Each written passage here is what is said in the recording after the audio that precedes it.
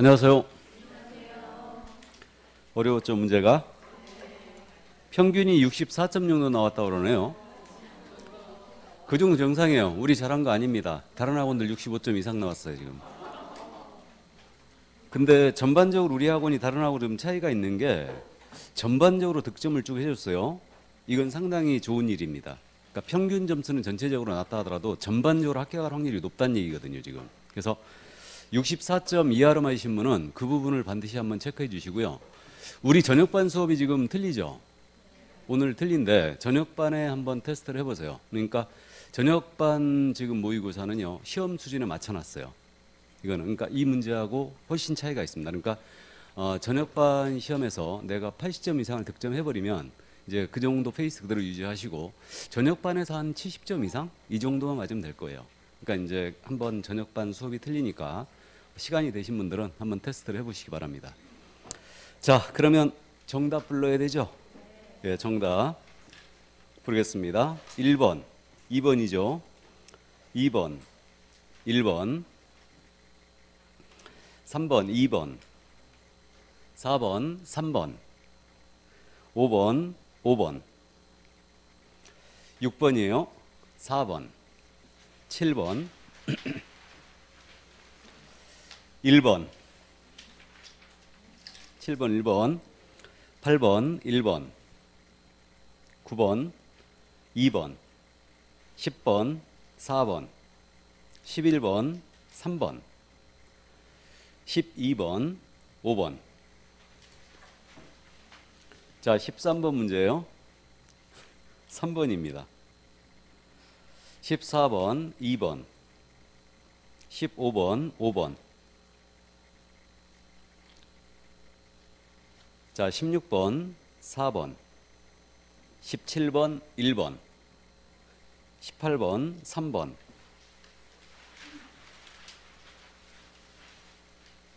19번, 2번, 19번, 죄송합니다. 19번, 5번이에요, 5번.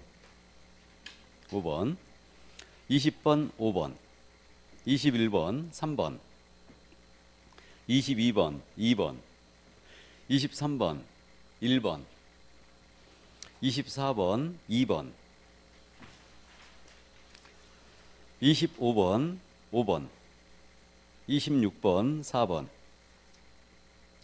27번, 3번, 28번, 1번, 29번, 1번.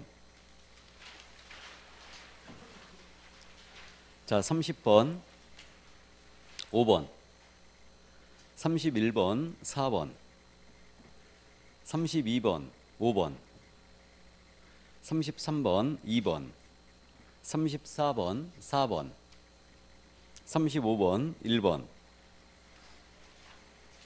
36번, 3번, 37번, 1번이죠.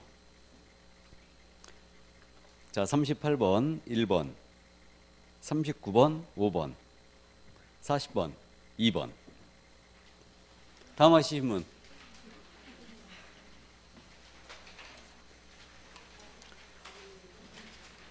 어쨌든 좋습니다. 오늘 문제는 30%를 맞힌 문제가 주임법 문제 하나만 있었고요. 나머진 전부 다 50%를 넘겼어요. 그러니까 30%대가 지금 하나, 둘, 세 문제 정도가 나왔는데 전반적으로 좋네요. 이제 어느 정도 공부가 돼가고 계신다는 얘기인데, 자, 마음들은 급하고 점수는 안 나오고 모의고사에서 80점 이상을 득점하면 굉장히 잘 맞는 거예요. 자, 그럼 보겠습니다. 1번 문제. 용어의 정의 문제죠. 중개업에 대한 판례의 태도로 오늘 연습하는데 무료로 중개 토지를 매매 알선해 줍니다. 이건 중개업으로 볼 수 없죠. 맞고 2번 질문입니다. 우연한 기회에 단 1회가 나왔어요. 업으로 한 것으로 볼 수 있다. 틀렸죠? 우연한 기회에 단 1회는 절대 업이 될 수 없다. 그래서 2번 정답이 됐고요. 자, 3번입니다. 일방 당사자의 의뢰에 의한 경우도 중개업이 될 수 있죠. 예, 알아봤고요. 4번 질문입니다. 컨설팅에 부수하여 중개를 업으로 했다. 그러면 당연히 중개업으로 올 수 있죠. 부수요로 하더라도 중개업이 될 수 있다. 자, 마지막으로 주택상가입니다. 일정 보수를 받고 분양을 대행해 줬어요. 분양 대행은 소개 아니죠. 그러니까 중개업으로 볼 수 없습니다. 맞아요. 그래서 오늘은 이제 판례 태도를 모두 연습을 했습니다. 꼭 맞췄어야 되는 문제예요. 절대 틀리면 안 되고요. 이 문제를 틀리신 분은 용어의 정의 판례를 다시 보시기 바랍니다. 어디가 잘못됐는가를 생각해 보시고요. 자, 그럼 2번 문제 갑니다. OX형 문제. 지금 2번 문제에서도요, 내가 어디다 OX를 제대로 찾는가를 확인해야 돼요. 그러니까 기억 지문은 반드시 알아봐야 돼요. 토지 건물에 대하여 임대차만 해산합니다. 중개로 볼 수 있다 없다? 있다. 특정 물건에 대한 특정 행위만 중개합니다. 그래도 이건 중개로 볼 수 있죠. 예, 그래서 X예요. 니은은 요즘 안 내고 있는데 알아만 보시면 돼요. 물, 의뢰인, 그 다음에 중개행위 주체. 이것은 개업 공인중개사를 말한다라고 해도 되죠. 예, 그래서 니은 지문 맞습니다. 그래서 중개의 3요소 물, 의뢰인, 중개행위 주체, 개업 공인중개사를 말한다. 다 같은 표현이에요. 그래서 잘 안 내는 지문이지만 요거는 솔직히 몰라도 됩니다. 그러니까 기억 지문을 맞히신 분은 문제가 없는 거예요. 대세 영향이 없는 겁니다. 다음 이제 디귿 지문 법의 지정 목적이죠. 여기에 이제 많이 속았거든요. 그럼 법의 지정 목적에서도 요즘 안 내고 있어요. 21회 때가 마지막 출제였으니까 내가 어디가 실수하는가 다시 한번 체크하면 되는데, 우리 법은 공인중개사 업무 등에 관한 사항을 정하여 그 전문성을 제거하고 공정하고 투명한 부동산 거래질서가 아니죠. 부동산 중개업이에요. 부동산 중개업을 건전하게 육성하여 국민 경제 이바지함을 목적으로 한다. 그래 틀렸습니다. 그러니까 디귿 지문도 잘 안 내는 거기 때문에 이거를 이제 틀리신 분은 다시 한번 체크만 해주시고요. 기억 지문은 꼭 알아보셔야 돼요. 최근에 지금 용어의 정의 경향이거든요. 그래서 XOX 1번이었죠. 그래서 1번 정답이었습니다. 그러니까 이 문제를 틀렸다 하더라도 내가 기억을 맞췄다면은요, 그냥 이건 한 번만 체크하면 돼요. 그냥 그렇게 이제 하는 겁니다. 자, 이제 3번 문제로 갑니다. 이 문제는 절대 틀리면 안 되는 문제죠. 그러니까 이제 이 문제를 틀리신 분은요, 중산물 처음부터 다시 보세요. 어디가 잘못됐는가? 몇 개인가 그랬는데 지금 대상이 되는 거. 등기한 소무집단의 임목을 말하죠. 오고 광업권입니다. X죠. 그래서 미체결의 광물을 체결하는 권리. 그러니까 중개대상 권리는 중개대상물의 성립이 가능해야 되고 이전성이 있어야 돼요. 그러니까 광업권 안 되는 거고, 도로 예정지인 사유지입니다. 되는 거죠. 그러니까 공법상 제한이 붙어 있어도 된다. 자, 그 다음에 가등기 담보권이에요. 여기서 이제 멈칫하면 안 된다는 얘기예요. 우리는 중개대상 권리가 안 되는 걸로 기억했어요. 그럼 중개대상 권리라는 것은 물의 성립이 가능하고 중개사물의 성립이 가능하고 이 권리가 이전성만 있으면 된다고 그랬어요. 그러니까 중개사물의 성립이 안 되는 권리는 안 되는 거죠. 그게 대표적으로 질권이에요. 그 다음에 광업권, 어업권, 특허권, 상표권 모두 안 되는 거죠. 중개사물의 성립이 안 되니까. 그 다음에 이제 이전성이 없어서 안 되는 게 한 가지 있었죠. 그게 뭐예요? 분묘 기지권. 이건 지상권 유사의 물권이지만 이전성이 없어서 안 되는 거죠. 그러니까 가등기 담보권 기억이 없잖아요. 바로 저당권과 똑같다. 중개상 권리죠. 그러니까 그렇게 푸는 거예요, 문제를. 그래서 이것 때문에 이제 고민을 하신 분들은 내가 어디가 잘못됐는가를 꼭 체크하세요.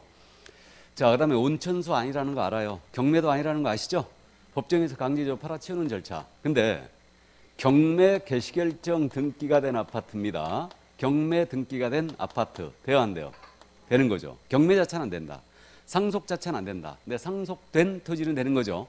예를 들어서 지금 해당하는 것, 아닌 것 모두 똑같이 다행히 3개였고 다만 3개가 2번에 있다는 거죠. 그러니까 옮겨 적을 때만 주의하면 돼요. 그래서 정답은 2번이었습니다.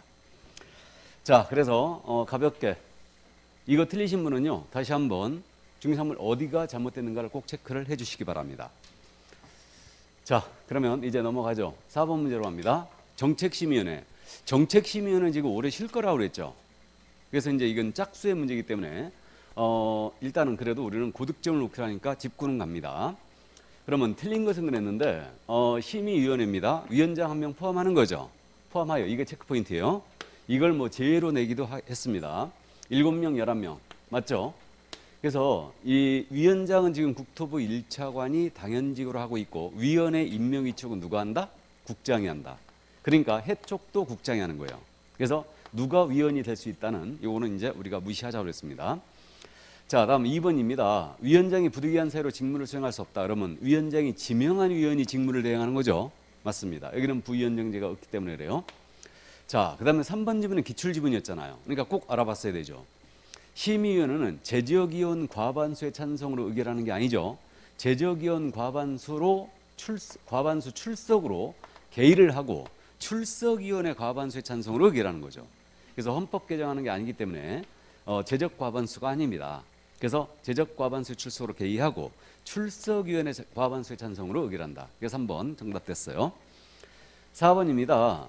심의위원회 위원이 해당 건과 관련이 있다. 그러면 제척에 걸린다고 그랬죠. 그러니까 제척사유인데 연구했거나 용유했거나 대리했거나 감정을 했다. 또 배우자 관계가 있다든가 친족 관계가 있다든가 만약에 안건의 당사자가 법인이었는데 위원이 그 법인의 임원이었다. 그럼 관련자예요. 그러니까 이때는 제척사유에 걸리는 거죠. 그럼 제척사유에 걸리는 위원은 이거 회피해 줘야 되죠. 안건 심의에 회피를 해줘야 되고 회피하지 않았다. 그럼 국장에 추가할 수 있죠. 그렇게 되고요. 다음 당사자는 기피 신청할 수 있습니다. 그래서 이 정도. 그래서 4번님 맞고요. 5번입니다. 7일. 기억하고 있죠? 그래서 소집통지, 인자야 전등, 소등. 그래서 정답 3번 꼭 맞췄어야 되는 문제였습니다. 자, 그럼 4번 문제 3번이 정답이었고요. 넘어가죠. 5번 문제. 개설 등록 관련한 설명으로 옳은 것 그랬습니다. 반드시 맞췄어야 되는데 1번 지문은 잘 내는 지문은 아니거든요.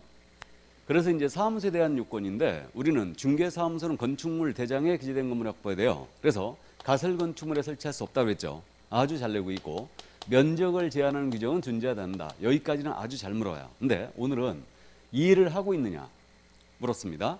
용도가 주택이에요.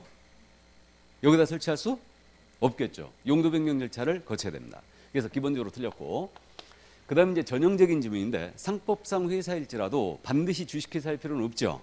그래서 유한회사든 유한책임회사든 합자든 한 명이든 관계없습니다. 반드시 주식회사이어야 틀렸고 근데 주식회사는 개설 등록을 할 수 있죠. 이렇게 되고 자 다음 3번입니다. 협동조합도 자본금은 무조건 5천만 원 이상이 되죠. 그래야 개설 등록을 할 수가 있죠. 예, 그래서 틀렸습니다. 5천만 원 미만이더라도 틀렸고 자 다음 4번 지문이에요. 외국 공문세단 인증의무를 폐지하는 협약을 체결한 국가의 국민이다. 그러면 결격에 해당하지 아니함을 증명서로 안 내도 되는 게 아니죠. 내는데 야는 아포스티브 확인을 내도 된다고 그랬죠. 그래서 아포스티브 확인 이걸 내도 된다. 그래서 외국인은 결격에 해당하지 아니함을 증명서를 내게 돼 있는데 그 나라 정부가 발행하는 확인서라든가 공증받은 진술서로서 그 나라에 있는 우리나라 영사가 확인한 서를 내거나 이거 외국 국문세에 대한 인증의 의무를 폐지하는 협약을 체결한 국가의 국민은 아포스티브 확인을 내도 된다. 그래서 그렇게 이해하시고 외국 법인은 국내 영업소 증명서를 더 내야 됩니다. 그러나 이제 5번 지문 잘 아시잖아요. 소공사는 등록 신청할 수 없죠. 맞습니다. 요즘 잘 내는 지문이죠. 이게 정답 5번이었어요.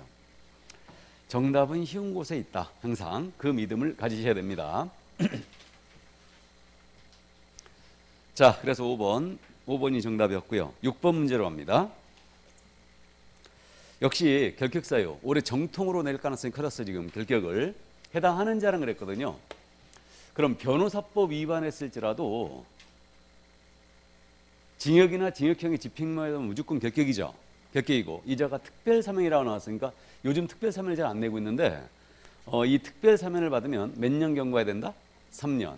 근데 가석방 있죠. 그럼 가석방을 받은 자는 가석방 기간 더하기 3년이죠. 가석방 기간 더하기 3년이다. 그래서 요거 그냥 이해만 해두시기 바랍니다. 그럼 가석방 후에 3년이 경과됐자 얘는 따질 필요도 없이 결격입니다. 근데 특별사면을 받았다? 그러면 3년만 딱 결격이 되는 거예요. 이게. 자, 그래서 기억지문 2년 경과됐으니까 결격 맞습니다. 자, 그 다음에 니은입니다. 이 지문 알아보셔야 되는데 폐업기간이 1년이에요 지금. 그럼 이자가 폐업 전 위반을 이유로 등록 취소를 당했습니다. 그러면 2년이 경과됐대요. 그럼 벗어났죠 지금. 그러니까 중개업을 영위하다가 폐업 신고해버리고 일정 기간 지나 재등록을 했다. 폐업 전 개공의 지위를 승계를 합니다. 따라서 이중사무소를 여기서 뒀어요. 그래갖고 이중사무소를 뒀다. 그러면 등록을 취소할 수 있죠. 그래갖고 여기서 등록을 취소해버린 거예요. 그럼 이자는 등록 취소를 당했다. 그러면 3년이 결격이 되는 게 맞는데 요 폐업 기간을 빼준다는 얘기죠. 그러니까 1년을 쉬었다고 그랬으니까 1년을 빼주는 거예요. 그럼 1년을 빼주면 2년만 결격이 되는 거죠. 그럼 재등록 개공의 폐업 전 위반을 새로 등록사하면 절대 결격 기간이 3년이 될 수가 없어요. 그렇게 됩니다. 그래서 이거 알아봤어야 됩니다. 결격이 아니죠. 이거 2년 경과됐으니까. 자, 그 다음에 디귿지문 꼭 기억해 두시라고 그랬습니다. 기준 미달 등록 취소 나왔죠. 그럼 등록 기준에 미달하여 등록 취소가 됐다. 그러면 1년이 경과됐습니다. 얘는 결격이 아니다. 꼭 알아보셨어야 돼요.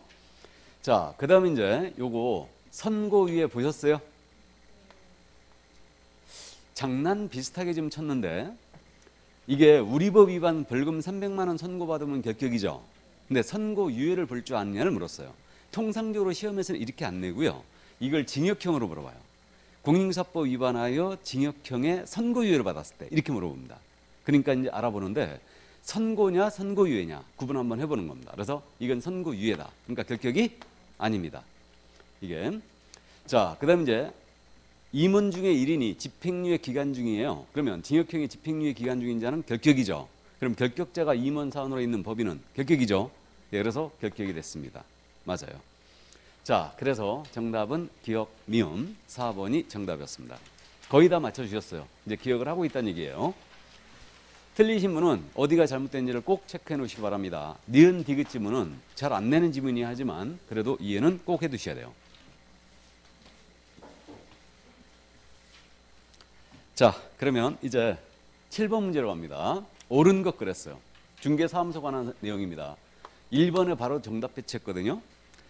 근데 이 7번을 의외로 많이 틀리셨어요. 우리 중개사무소에 대해서는요, 분사무소하고 이전을 제일 잘 묻고요. 나머지 이제 중개사무소 이렇게 종합문제 형식으로 나왔거든요. 전체를 다 물어보는 내용으로. 등록관청 관할구역내에는 반드시 한 개만 넣어야 되죠? 반드시. 이건 법인도 예외가 없어요. 법인도 분사무소는 등록관청 관할구역 외의 지역에 들 수 있잖아요. 그러니까 등록관청 관할구역 안에는 반드시 사무소가 하나 됩니다. 자, 그래서 1번 정답 됐습니다. 바로 정답 나가버렸어야 되고요. 2번입니다. 이제 알아봤어요. 5개 광고문이 나왔거든요. 그럼 5개 광고문이 딱 나오면 어떤 단어가 나와야 된다? 성명만 나와야 돼요. 맞죠? 그러므로 틀렸고. 자, 다음 이제 3번님입니다. 인터넷으로 건물을 광고합니다. 그럼 방향, 사용 검사일, 주차 대수, 광고에 포함시켜야 되죠? 필요 없다. 틀렸고. 이거 이 문제 수정됐다는 거 아시겠죠? 나는 이런 식의 지문 안 내거든요. 근데 여러분들이 하도 어려워하니까 문제를 수정한 거예요. 손을 댄 겁니다. 이게 다른 지문이었는데 수정했어요. 이거를. 자, 그 다음에 이제 중개사무소 이전했습니다. 간판 철거해야 되죠. 10일이 아니고 지첩시, 지첩 철거해야 되고. 그럼 폐업 신고하든 등록 취소를 하든 이때는 지첩 철거해야 되죠. 이렇게 되고요. 그 다음 5번 질문입니다. 이 이상의 중개사무소를 뒀다. 그럼 등록이 취소될 수 있다. 아주 제재 잘못 씁니다. 이중사무소라든가 임시중개시설을 설치했잖아요. 그러면 이때는 임취의 1-1이다. 이거. 그래서 제재 아주 잘못 씁니다. 그러니까 오늘은 사무소 원칙에 대한 기본적인 내용을 물어봤어요. 그래서 정답 1번이었습니다. 다시 한번 정리 꼭 해주시고요. 자, 그러면 이제 작년 시험에서 사무소 이전에 대한 내용은 무조건 물어보는데 작년 시험에서는 뭘 물어보냐면 관할구역 내로 이전한 경우를 물어봤어요. 특이하게. 그러니까 오늘은 관할구역 외로 지금 이전하는데 이게 정통 문제입니다. 그럼 관할구역 외로 조건 제시하면 여러분들이 퍼뜩 떠오르는 게 있어야 된다고 그랬어요. 뭐가 떠올라야 된다? 등록증, 재교부하고 변경 기재교부할 수 없다. 이걸 떠올려야 돼요. 나머지는 실수할 일이 없거든요. 그러니까 명심하는데 그럼 이전 신고 전 발생한 사유로 행정처분은 이전 전 틀렸죠? 아주 잘 되는 질문이고 이전 후 등록관청 행한다. 그러면 니은입니다. 서류 송부 요청을 받은 이전 전 등록관청은 등록 신청 서류 등을 10일 내에 송부한다. 날짜가 있다 없다? 없다. 지첩시 송부하는 거죠. 지첩시다. 이때 송부할 서류 있잖아요. 암기하고 있죠. 등 행이다. 종전이 이전 후에다 보내줘서는 등등 행을 보내줍니다. 그러면 등이 뭐다? 등록 대장, 등록 신청 서류. 다음에 1년간의 행정처분 서류죠. 절차가 진행됐으면 관련 서류를 보내준다. 등 행이에요. 이게 이렇게 됩니다. 자, 그래 틀렸고 다음 이제 디귿집은 알아봤습니다. 관할구역 외라고 조건 제시했으니까 변경 기재교부 나왔어요. 틀렸죠? 그러니까 변경 기재교부가 나오면 여러분들이 습관적으로 설문을 다시 한번 봐야 돼요. 관할구역 내인지 외인지를 한번 체크하라는 얘기예요. 그럼 틀렸죠 이거? 틀렸고. 자, 그 다음 이제 마지막으로 이전 신고한 자는 중개사무소 등록증 원본을 신고서에 첨부해야 된다. 알아보시겠어요? 맞았죠? 이전 신고할 때 신고서에다가 등사첨부하게 돼 있죠. 등록증, 원본, 사무소 확보 증명서류. 이때 분사함소는 신고확인서입니다. 신고확인서를 첨부해요. 그러면 이거 이전 신고는 이전한 날로부터 며칠 내야 한다? 10일. 기억하고 있죠? 다음에 관할기억 외니까 신고는 누구한테 한다? 이전, 후 등록관청에 한다. 맞죠? 이렇게 되고 분사함소 이전 신고는 누구한테 해야 돼요? 주된 사무소. 그래서 이건 기본 예문이기 때문에 여기 지문에서 묻지 않은 겁니다. 그럼 지금 옳은 거라겠어요. 그러니까 이제 답치기 전에 박스형은 반드시 확인하고 치는데 옳은 것 그랬으니까 리을만 맞았습니다. 나머지는 다 틀렸어요. 자, 그래서 8번, 1번이 정답이었습니다. 그래도 이 문제를 지금 40%가 틀리셨는데 이 문제를 틀리시면 반드시 보완하시기 바랍니다. 출제 가능성이 굉장히 높은 문제예요. 자, 그러면 이제 9번 문제로 갑니다. 업무 범위예요. 자, 9번 문제 볼까요? 역시 우리 학원도 9번 문제를 무지하게 틀렸군. 다른 학원에서도 이 문제를 엄청 틀리셨거든요. 내가 깜짝 놀랐는데 좋습니다. 이 업무 범위에 대한 부분이었는데 지금 이렇게 풀어쓰는 문제 유형, 겸업에 대해서 풀어쓰는 문제 유형은 22회 때가 마지막이었어요. 지금. 그러니까 22회 때 외에는 나머지는 전부 다 법인의 겸업으로 물었습니다. 그러니까 이 문제를 틀려도 합격하는데 큰 지장은 없을 걸로 보이는데 이 시간 이후는 다시 틀리지 마시기 바랍니다. 뭐를 실수했는가를 꼭 보시는데 지금 전체 이렇게 서술형으로 겸업을 물었잖아요. 그럼 그때 명심할 게 법인이 아닌 계공입니다. 개인인 계공은 원칙적으로 겸업 제한을 받는다 안 받는다? 안 받는다. 알고 있어요. 그러니까 머릿속엔 기억하고 있습니다. 그럼 겸업 제한을 받지 않아요. 다만 중개인은 경공면모를 할 수가 없을 뿐이죠. 그러니까 공인인산 계공이나 중개인은 요런 업무를 할 수 있다라면 일단 맞는 거예요. 그 다음에 전체 계공에 대한 겸업을 물었을 때는 꼭 제재를 기억하고 있어야 돼요. 중개법인이 겸업을 위반했어요. 겸업 위반은 임취다 필취다? 임취, 의무적 등록 취소. 등록을 취소할 수 있죠. 그래서 이제 이 점도 같이 기억하시고요. 그러니까 서술형으로 물어볼 때는 이걸 꼭 물어보거든요. 지금 이게. 자, 그럼 보겠습니다. 공인인계사가 아닌 개인인계공. 이 표현 알아두시라고 그랬죠. 공인중개사가 아닌 개인인계공 누굴 얘기합니까? 중개인. 부칙기 중요한 계공이죠. 중개인을 말한다. 이자를 얘기해요. 그럼 중개인은 이용개발 상담 할 수 있죠? 틀렸습니다. 자, 다음 이제 2번. 이 문제를 틀리신 분은 2번하고 3번 지문을 못 알아본 거예요. 그러니까 의외로 이거를 못 알아보셔서 제가 깜짝 놀랐는데 아주 누차 제가 그랬습니다. 경매 부동산에 대한 대리업 할 때만 법원에 등록을 하고 감독을 받는 것입니다. 그러면 거꾸로 해서 가면 경매 부동산 권리분석 취득계약서이에요.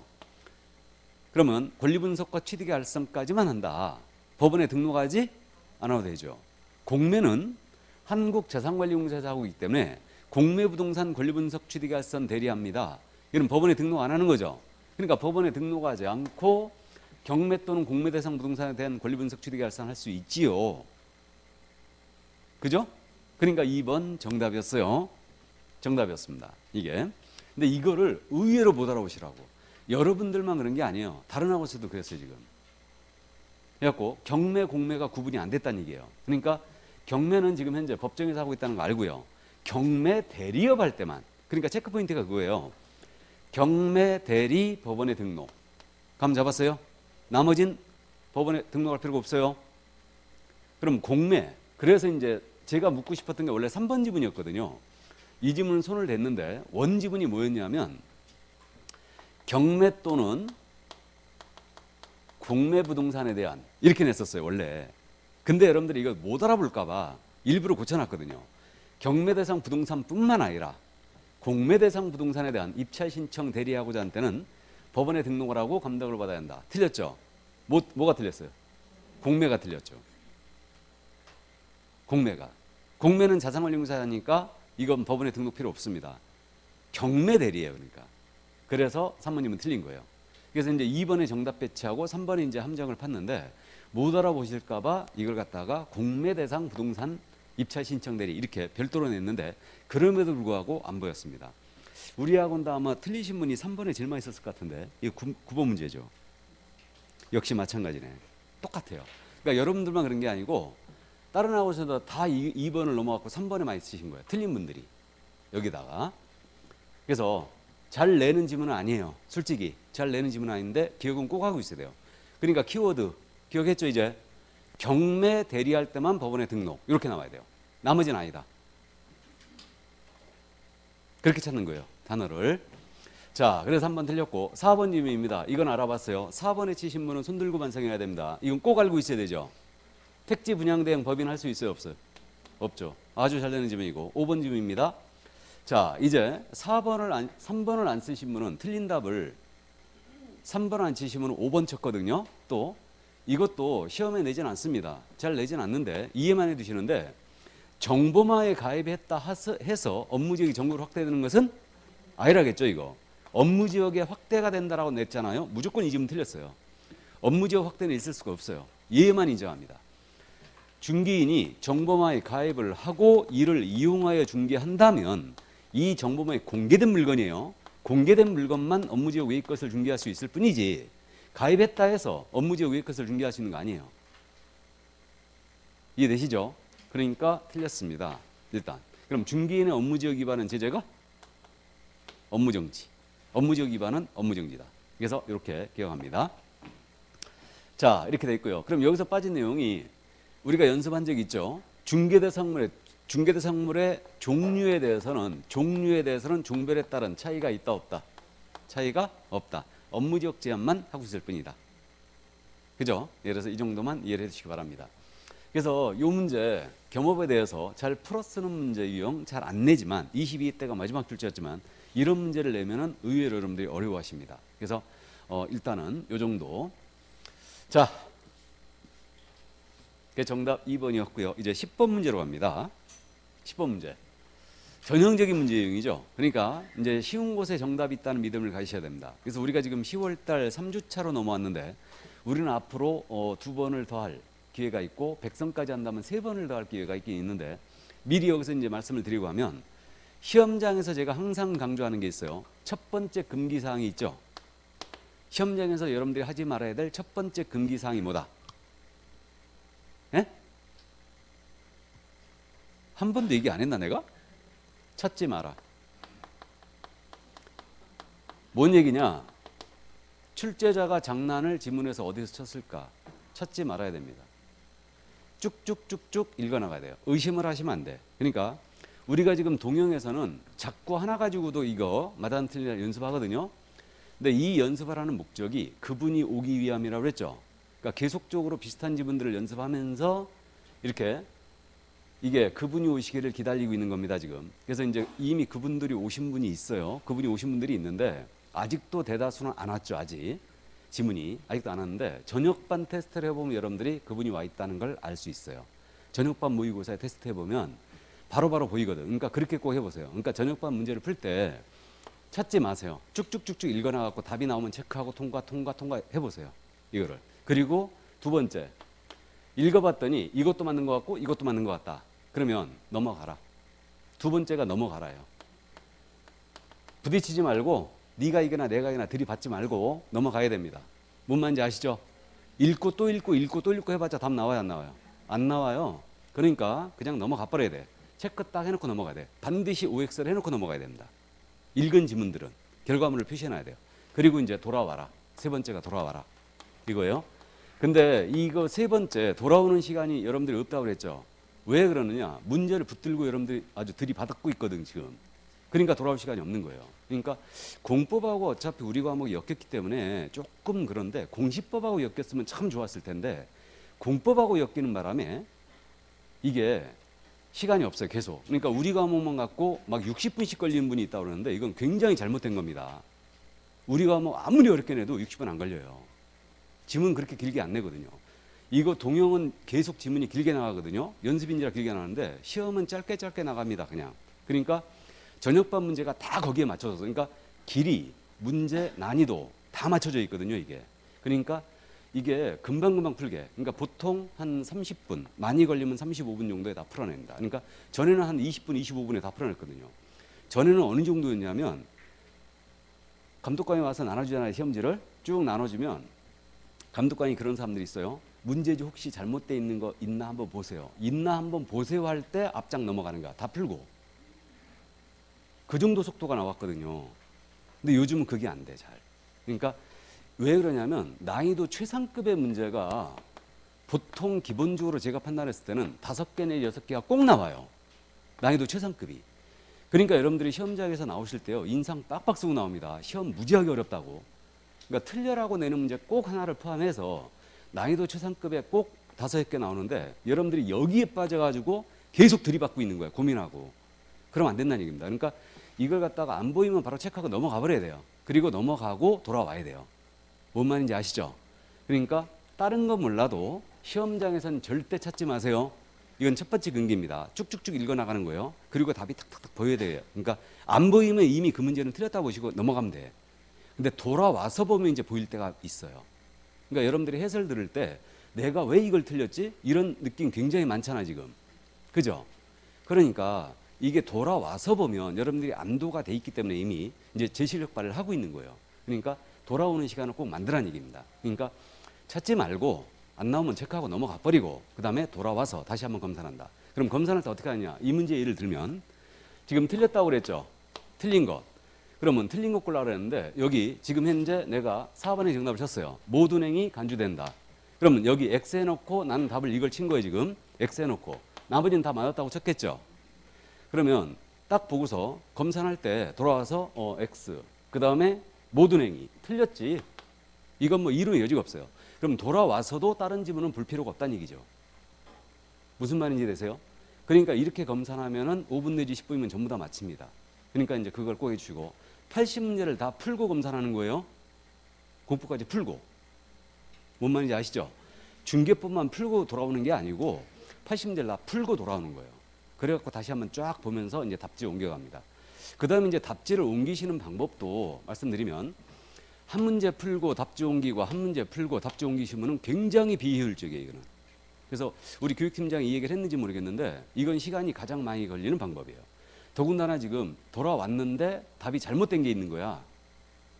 내가 잘못 썼어, 확실히. 그럼 이거 수정해야 되죠. 물론 이제 수정 그 테이프를 쓸 수가 있는데 어쨌든 그래도 그렇게 하면 여러분들이 불안해지거든 지금. 그러니까 나중에 다 풀고 나서 5개씩 끊어가지고 옮기는 게 제일 낫지 않나 그런 생각이 들어요. 그래서 어쨌든 그건 옮기는 방법에 대해서는 여러분들이 한번 감안을 해보시고 나한테 가장 적정한 방법으로 옮기시면 됩니다. 그렇게. 이제 나중에 한꺼번에 옮기는 방법은 단점이 뭐냐면 잘못하면 밀려 써버릴 수 있다는 얘기예요. 시간이 지금 얼마 안 남았는데 이걸 갖다 옮길 때 잘못 찍어버리면 이게 전체를 다시 답지를 달라고 하거든. 근데 감독관이 시간 얼마 안 남으면 안 주거든, 답지를. 그러니까 이제 그럴 때가 이제 문제가 좀 되는데 어쨌든 답지를 교환해야 한다는 문제가 생겨요. 그러니까 이제 그런 문제가 있긴 있는데 그래서 그렇게 이제 어쨌든 요 원칙을 지켜주시고 답을 옮기는 방법은 내가 최선의 방법이 뭔지를 한번 이제 생각을 해보셔야 돼요. 그러니까 그래서 이제 답지에 써고 내보라 이런 거고 또 답지하고 내가 체크한 거하고 꼭 답이 그 개수가 틀리신 분이 있죠. 이런 분들은 어디가 내가 잘못되는가를 꼭 생각을 해보세요. 그래서 시험장에서도 그런 현상이 벌어지니까 그래서 이제 한 개를 맞추더라도 최선을 다해서 맞추는 거예요. 그러니까 이제 그걸 명심하시고 이 원칙 꼭 지키세요. 그러니까 저녁밥 문제를 풀 때 당장 적용을 한번 해보세요. 찾지 말고 넘어가고 돌아온다. 찾지 말고 넘어가고 돌아온다. 이게 그래서 그렇게 한번 해보시라는 얘기예요. 그러면 이제 어느 정도 내가 실수를 줄이는가. 이게. 자, 그럼 이제 10번 문제 보겠습니다. 고용인에 대한 전형적인 문제인데 소공사 을이었습니다.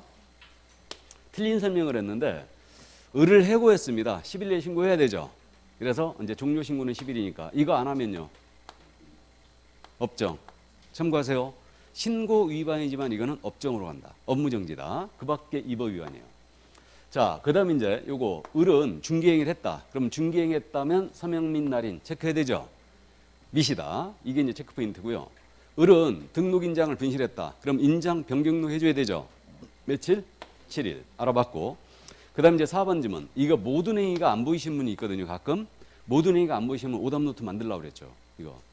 업무상행위만 가배행위로 간주하는 거죠. 그래서 업무상행위에 대해서는 가배행위로 간주하기 때문에 개공은 연대하여 부진정 연대 손해배상 책임을 지게 되고요. 나아가서 직접 등록 취소나 업무정지를 먹을 수 있어요. 요기정 때문에. 이게 15조 2항 조문이거든요.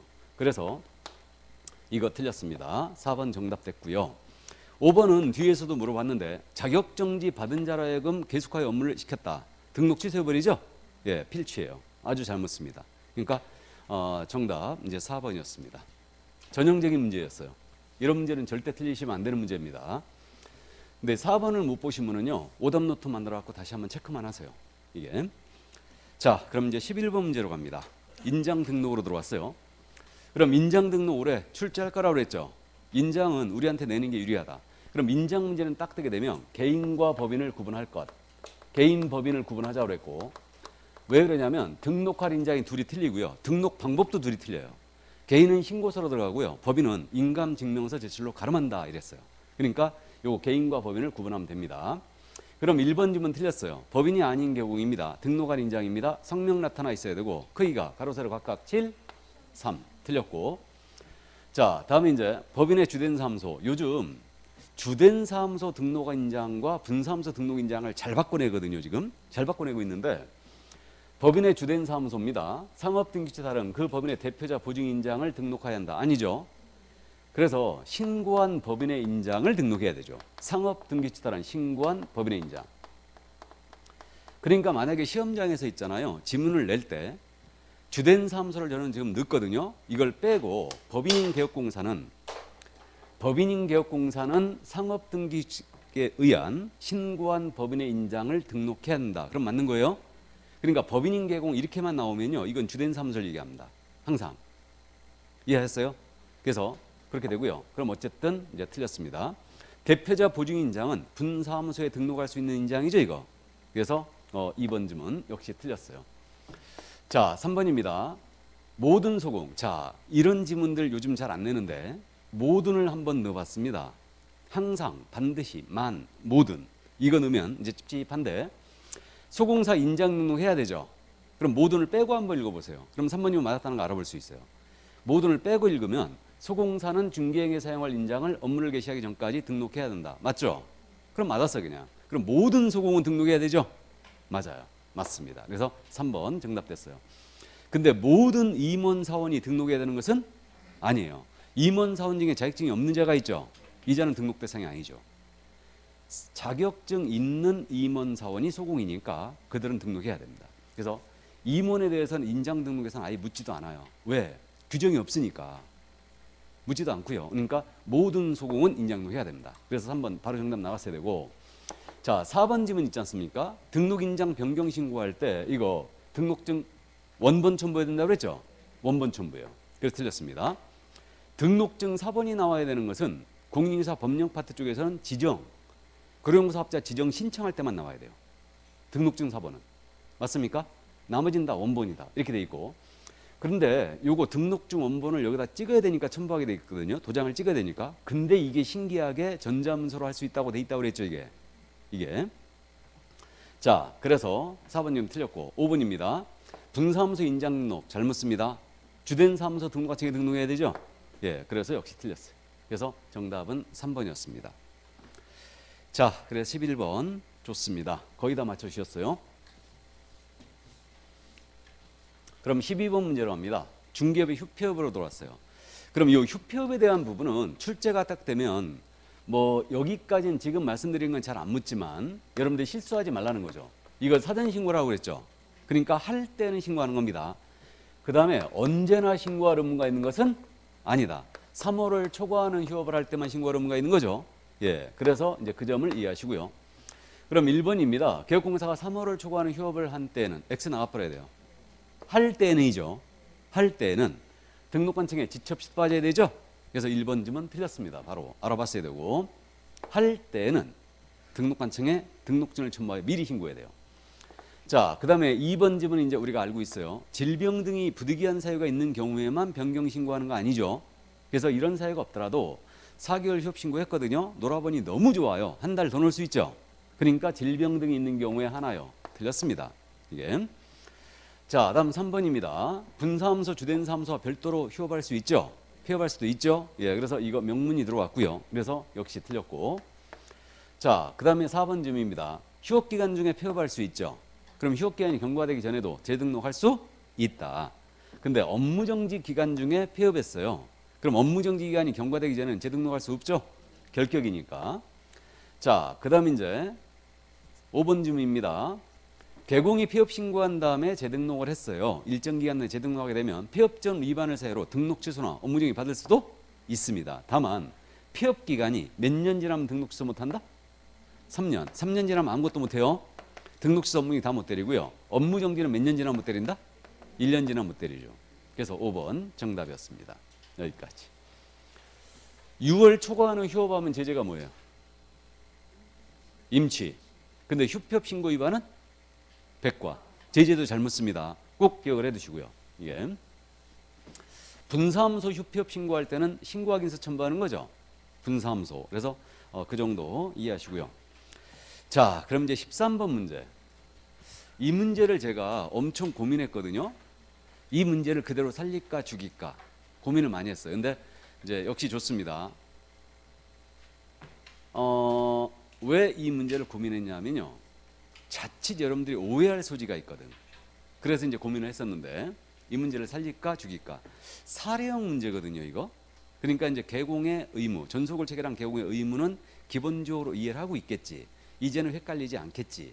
하면서 그대로 이제 문제를 살렸습니다. 그래서 이런 문제 유형은 사실상 최상급 난이도 문제고 이런 문제에 적응이 안 돼 있으면은 문제가 이제 굉장히 어려워지는데 어쨌든 잘 내는 문제 유형은 아니에요. 그래도 이제 우리는 한 번쯤 연습하고 하는데 정답은 보이게 일부러 고쳤습니다. 문제를 수정을 했어요. 이게. 자, 그럼 틀린 것 그랬거든요. 그러면 개공이 을이었고 임대 전속이었죠, 지금. 그럼 임대 전속 그럼 여러분들이 퍼뜩 머릿속에 뭐가 떠올라야 된다? 공시지가. 이게 푸는 요령이라니까요. 그러니까 이게 이런 것들이 떠올라야지 여러분들이 그분이 오신 거예요, 지금. 임대 전속, 공시지가 주의해야 되지. 공시지가는 반드시 공개할 정도는 아니죠. 근데 이제 오늘은 일단 사실은 그걸 묻는 게 아니었습니다. 문제를 수정하면서 조건 제시한 게 의미가 거의 없어졌는데, 자, 을은 값과 유효기한을 계약 체결로부터 1개월로 정하였다 그랬죠. 사례형 지문이에요. 그럴 수 있죠. 맞았어요. 근데 1개월로 정해야 한다 그러면 틀렸죠. 그럼 틀린 거예요. 하였다. 가능합니다. 다음 2번 지문 있잖아요. 이제 틀리신 분은 여기서부터 이제 걸리기 시작했지. 공인인사법 시행규칙은 국토부령이라는 거 알죠? 그러면 전속계약서 국토부령이 정해져 있죠? 그러면 전속계약서를 사용하여 두부를 작성하고 여기까지 좋았어요. 알아봤어요? 이에 서명 및 날인하였다 그랬는데 서명 또는 날인하면 되죠? 그럼 서명 및 날인했다 해서 누가 때리는 거? 아니에요. 하였다 그랬잖아 지금. 이걸 서명 및 날인해야 한다 그러면 틀렸어요. 전속중개하겠으니까. 근데 서명 및 날인했다. 상관? 없어요. 누가 때리는 거 아닙니다. 이해되세요? 그래서 제가 고민했다고요. 여러분들이 자칫 문제 연습을 잘못해버리면 이걸 기억에 남기거든. 전속계약서 서명 및 날인해야 하는데 이렇게 기억을 남길까 봐 고민을 했다는 거예요. 이거를. 이제 그런가 헷갈리지 않죠? 우리가 서명 및 날인서류는 확인설명서와 계약서법이라는 거 알고 있죠? 근데 전속계약서 나머지서는 전부 다 서명 또는 날인인데 서명 또는 날이니까 서명 및 날인했다 하여 위법은 아니란 얘기예요. 그래서 2번 질문이 맞았어요. 그러면 이걸 이제 알아봤으면 문제가 술술술 나가는 거죠 이제. 그래서 이제 3번 질문은요. 이게 정답이 됐는데 갑의 비공개 요청이 없자 갑의 인적사항 이거 틀렸죠? 어쨌든 인적사항 공개하면 안 돼요. 공개해야 한다 틀렸고 하였다도 틀렸고 다 틀렸어요. 인적사항은. 무조건 하면 안 돼요. 그래서 2번 지문에서요. 인적사항만 빼면 이 지문 다 맞는 지문이에요. 그러면 원래 원지문이 뭐였냐면 이렇게 냈던 거예요. 을은 갑에 비공개 요청이 없자 공시지가 등 토지에 대한 정보를 정보망에 지체 없이 공개하였다. 이렇게 냈던 지문이에요. 그럼 맞았어요? 틀렸어요? 맞았죠. 그래도 맞았지. 원지문이 이거였다니까요. 그러니까 뭔 얘기냐면 임대차익은 공시지가 공개하지 않을 수 있죠. 공개 금지 사항이 아니에요. 그럼 공개했다 해 누가 때리는 거 아니죠. 맞잖아요. 그러니까 공시지가를 공개하였다. 상관없어요. 나아가 정보망에 공개했다고 그랬죠. 정보망 또는 일간신문에 공개하면 되죠. 그럼 정보망에 공개하였다. 상관없고 그 다음에 정보 공개 며칠 내야 돼요? 7일 내. 그럼 지체 없이 해도 누가 때리는 거? 아니에요. 이해되세요? 그러니까 여러 가지를 물어봤던 겁니다, 이게. 근데 여러분들이 이거 틀렸다고 할까봐 역시 수정을 했어요. 인적사항을 넣어준 겁니다. 이건 알아보겠지. 그래가지고 어쨌든 이제 이 문제에서는, 이 지문에서는 인적사항을 빼면 다 맞는 지문이에요. 다 맞는 지문입니다. 나머지는 다 맞았어요. 근데 이걸 이제 개별적으로 떼서 봤을 때 시험에서는 이렇게 내겠죠. 공시가를 공개해야 한다 이렇게 내겠죠. 그럼 틀렸고, 지체 없이 공개해야 한다라고 해도 틀렸고, 정보망에 공개해야 한다라고 해도 틀렸어요. 일간신문에 공개할 수도 있거든요. 이해되세요? 그러니까 이 문제 공력이 엄청 실린 문제였고, 이런 문제 유형은 잘 안 냅니다. 솔직히 안 내는데, 어쨌든 그래도 이제 전속 개국의 의무 한 번쯤 이제 짚어보고서 이제 그렇게 한 거예요. 그러니까 3번 그래서 틀렸습니다. 정답이었고, 4번입니다. 이제 알아봤어요. 일주일에 한 번씩 업무처리상 통지를 하였다죠? 할 일이 더럽게 없어서. 2주에 한 번씩 하면 되죠? 그러니까 일주일에 한 번씩 해도 상관이 없습니다. 위법이 아니에요. 맞잖아요? 그 다음 5번 지문입니다. 그러니까 하였다 사례형으로 계속 내고 있잖아요, 지금. 5번 지문 꼭 알고 있어야 됩니다. 정보망의 개공이 거짓 공개했어요. 거짓 공개. 거짓 공개를 해버리면 이거 6개월 업무정지죠? 업무정지. 근데 위반행위의 동기, 결과, 횟수를 참작하여 3월에 업무정지를 명하였다. 가능하죠? 가능합니다. 4월을 명하였다. 근데 9월을 명하였다는 틀렸죠? 그래서 이제 그 정도. 그러니까 5번 지문을 꼭 알아봤어야 됩니다. 그래서 이렇게 사례형으로 전면적으로 내는 경우는 없는데 이런 식의 유형 한 번쯤 참고하시고요. 그래서 올해 전속 낼 거라고 그랬죠? 그러니까 이런 식의 정통 문제인데 이걸 갖다가 해야 한다로 제가 바꿀까? 아니면 그냥 사례형으로 그대로 갈까? 고민을 엄청 했었어요. 그래서 어쨌든 좋습니다. 그래서 정답 3번이었어요. 그래서 이 문제를 틀리신 분은요, 내가 문제를 잘못 봤네? 이제 그 정도이실 거예요. 알고는 계시는데 적용을 함에 있어서 조금 이제 오해를 했던 겁니다. 그럼 여기까지 하고요. 그럼 13번까지 했으니까 커피 한 잔 먹고 해야 되죠? 예, 잠시 쉬었다 하겠습니다.